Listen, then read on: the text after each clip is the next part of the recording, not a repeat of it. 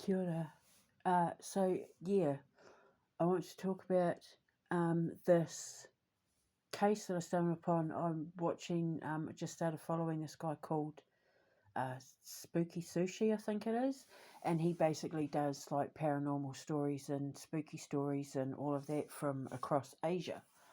And, I want to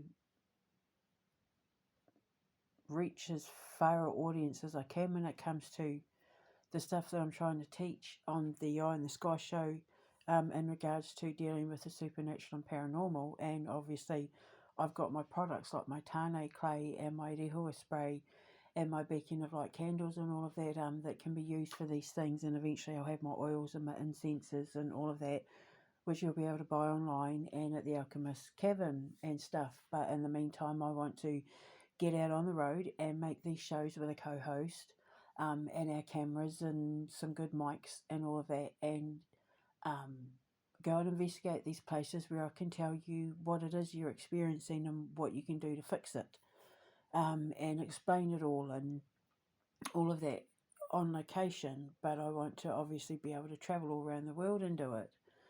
So of course, when a show pops up that's about this sort of stuff from the Asian side of the world, of course I want to get involved because, I want to go to Asia, and I just mentioned in my other video about going to Japan. So why not Malaysia and all of that as well, if I can. If there's places I can go to investigate that's going to help people understand what's going on, then that would be a dream come true, really, because then I get to learn about all the different folklores and mythologies and all that too, which would just be fascinating.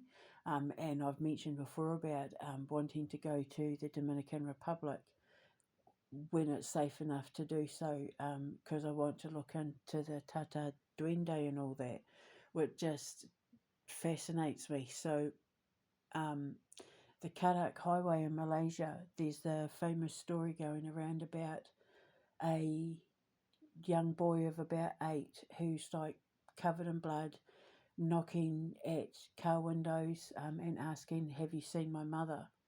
And apparently there was a car accident in the 90s, I believe, where the boy and his mother were killed in a car accident. She was thrown from the car and died instantly, and he was trapped in the car, and it sounds like it was a pretty traumatic death, and so his spirit is seen.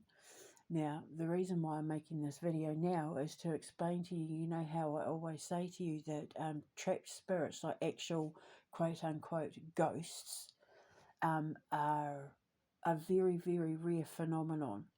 The manifestations in there are very, very rare, and when it is a genuine trapped spirit, they come across quick and very precise, and they will tell you exactly what they want there and then, and your moment with them will be passing and fleeting. They'll get their point across, and then they'll leave an impact on you forever, like you never forget it. That's how you know they're real. This boy is that example of how you know they're real. He is a genuine trapped spirit. He's genuine. In the very, very rare cases where these sort of things are genuine, where you've got trapped spirits that they're not living and they're not dead, they're stuck in the in-between, they will always come through precise and clear and tell you exactly what they want, and your moment with them will be fleeting. I'm just going to have a sip of my coffee. So he's asking for help. He's asking, "Have you seen my mother?" Obviously she's crossed over and he hasn't, and he needs to be sent into the light. He needs someone to go there and be able to open up the gateway between here and the afterlife so that he can join his mother. So this is one of the places that I would be wanting to go to, because then I can open up the gateway and send him to his mum, and then the sightings of him should stop. There's been reportings of saying that he was running alongside the car of one of them. If he's going to people, it's because he senses that they have the ability, or he knows that they'll tell their story and it will get out into the airwaves and reach people like me, who he will know can help him. They go to you to make their impact on you because either they know you can help them, if you can see them, you have the ability to help them. But obviously people don't because they get scared and all of that. But this is why I'm here, so that when you have these experiences, you can go, oh, Debbie said this is what that was, and okay, so this is what I need to do, and I can help them. Instead of running off and driving off, people will know what to do because I'm here to teach you what to do, so you can do it. Because when on the very rare occasion where it is a trap spirit and they are coming to you for help, it's either because if you can see them, it means that your third eye, so to speak, is open enough and receptive that you could send him to his mother if you knew how. And if you don't, that's what I'm here for. Or it's because they're wanting you to tell people what you experience, so word will get out, so it eventually reaches people like me that can actually do something to help them. And that's what I believe, this is. But if it's the first scenario, when I make my shows, I can show you what to do so that you can go, oh, I know what to do, and then you can do it. And then he gets to cross over to the light. And I always say to people, if you've got children or you've got nieces and nephews, or the children of friends, godchildren, kids that you love at school, cousins, whatever, if there's children that you love, imagine that was them and they were asking people for help to come to you and nobody was helping them. Like, imagine if that was your child. You'd want someone helping them come and join you. So we all have to be responsible. And on the occasion where it is genuinely a trapped soul, I can show you what to do, so that I don't have to travel the world. Eventually you'll all just automatically know what to do. But the manifestations are very, very rare. It can be someone appearing in your room. It can be a loved one. But when it's a trapped spirit, or when it's someone who is genuinely, has died, who is coming to you, it will be very quick. It will be very sudden. There'll be like they'll make a massive energetic impact on your life, to the point where you will never forget the experience. And that's the point, because they're either coming to you for help or coming to you to help them get help. But if I can put all this stuff out here and show you what to do, then you can help them yourselves. So, yeah, it's not for the purposes of doing paranormal investigations or anything like that. It's for the purpose of healing the planet, because Mother Earth, Papatūānuku, Gaia, Te Whiti, whatever you want to call her, she's absorbing all of this pain and all this energy, and she's reflecting it back. She's suffering, she's holding on to the traumas of these deaths, which is keeping them here. It's keeping the spirits trapped here, because she's absorbing the grief. She can't let go. It keeps them here energetically. And so in order to cross them over, you have to heal grandmother as well, which is what my tāne clay and my rehua sprays and all of that, like energetically, it's like sewing up the tears in the fabric of time, because children shouldn't be dying. It's not natural for children to die, and it is a grief that Papatūānuku, who is literally the grandmother of all life on earth, with Ranganui, the sky grandfather, watching over her,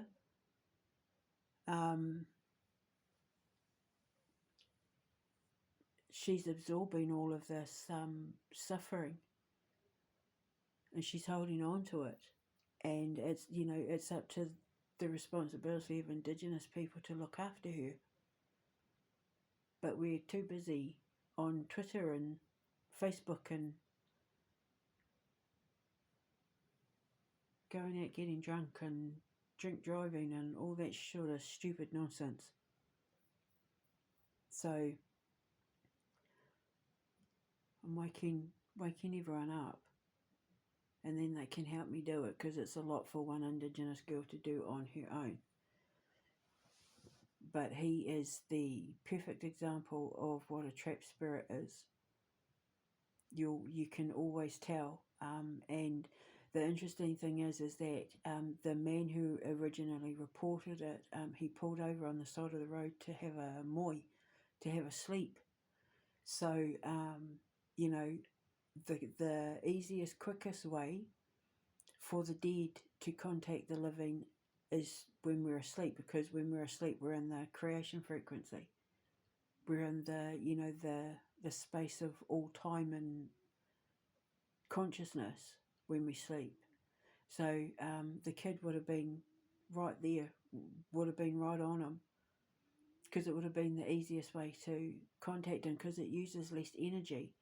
You're less likely to be afraid of having an experience like that with a kid coming to you in your dreams than if it was like right there on happening in physical reality. It takes less energy for them to do that. That's how they prefer to do it. But on the rare occasion where, because then he woke up and he saw this kid knocking on the window and all that sort of thing, it became manifest in reality, because he hadn't quite fully woken up. So he was still living his dream in the 3D reality experience. When you've had a dream that's had an impact like that, it can take you a good couple of hours to wake up from it. You can function perfectly normally, but that experience will stay with you for hours. That's why sometimes I can wake up and I'll say, I need to tell you about a dream. I've just, I've made my coffee and I've had my breakfast and I had to process it. And then I can tell you word for word everything that happened, is because technically I'm probably still asleep.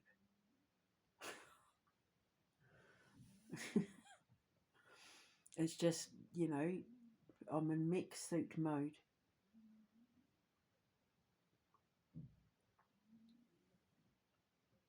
So there's been times when I've documented experiences on my channel in the early days where I said, I think I'm still asleep. Am I still asleep? I'm pretty sure I'm still asleep. So, yeah, that's more than likely what happened, but for him anyway. So now you know that this is one of the rare occasions where, as a scientist, I can say yes, that is a genuine, what you would call the apparition, ghostly apparition. And he's trapped and he's asking for help, and we need to help him, because, like I said, what would you do if that was your child? You'd want someone helping your child, so we have to pay that mother the courtesy of letting her child join her in the afterlife. So, not to go out there and do paranormal investigations and make a mockery of the memory of the dead. You go out there because you want to help the child. So, I'll be able to go out there and say, if you encounter this child, this is what you need to do. And I'll come up with a whole range of scenarios. If you've got this on you, do this. Or keep some, if you have a propensity to see dead people or whatever, keep some tane, clay and rehua spray on you, and just do this and say this and blah blah blah.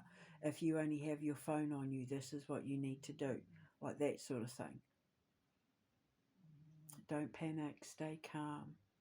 remember he's a little boy looking for his mum, and you need to open the gateway so that he can see his mum standing in the doorway and go and follow her. So